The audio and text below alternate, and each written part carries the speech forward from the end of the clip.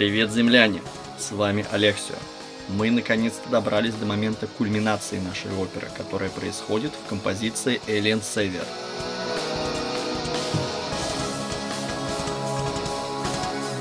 На этот раз я сначала расскажу немного про саму музыку в песне, а потом уже про сюжет.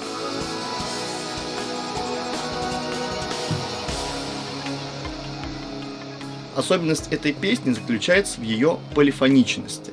Тут множество разных тем и рифов, многие из которых звучат всего один раз и не повторяются, как это принято в большинстве наших композиций. Одна тема сменяет другую, контрастно меняя ритм и общее настроение несколько раз в течение всей песни.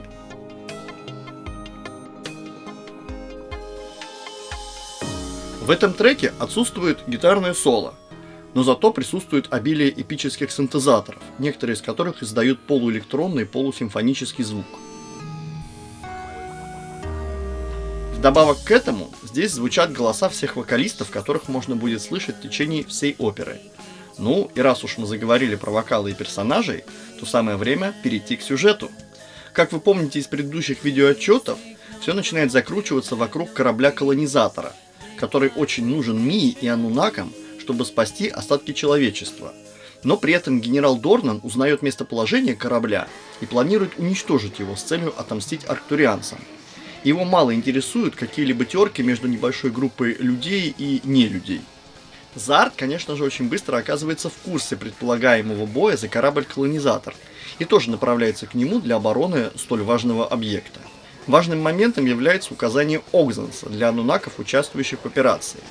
Если кто-то из серых будет подвержен абсолютному контролю со стороны арктурианцев, то его необходимо немедленно уничтожить, потому что ануннак, взятый под контроль зеленого в данной ситуации, ставит под угрозу успех всей операции. Отряд Дорнана и Огзенса с Мией почти одновременно добираются до корабля-колонизатора, где их поджидает Зард со своими защитниками.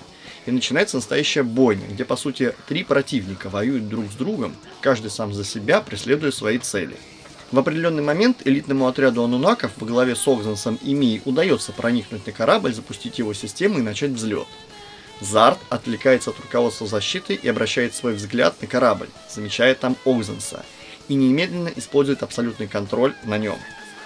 Следуя инструкциям самого Огзенса, ануннаки исполняют приказ, убивают своего собственного лидера и, не теряя драгоценного времени, поднимают корабль в воздух.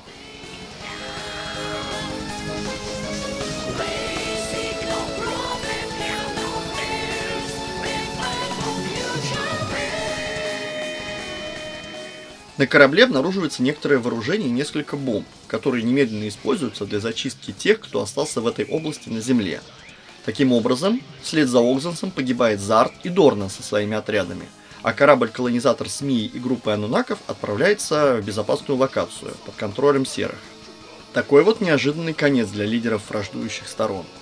Но следует понимать, что уничтожение Огзенса и Зарда не означает окончание войны между неземными расами зеленых и серых. Это, конечно же, одни из высокопоставленных лиц двух враждующих рас, но помимо них, в том числе и на их места, найдутся и другие. А вот у людей ситуация складывается все хуже. И единственная надежда на спасение человечества теперь – это Мия. Но об этом мы поговорим в следующем видеоотчете. До новых встреч!